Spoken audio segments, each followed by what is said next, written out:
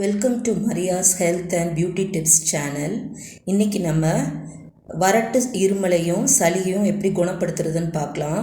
அதுக்கு நான் ஒரு 4-5 ஆடாத்தோட இலைகளை எடுத்து வச்சுருக்கேன். ஒரு 3 செம்பருத்தி பூ எடுத்து வச்சுருக்கேன்.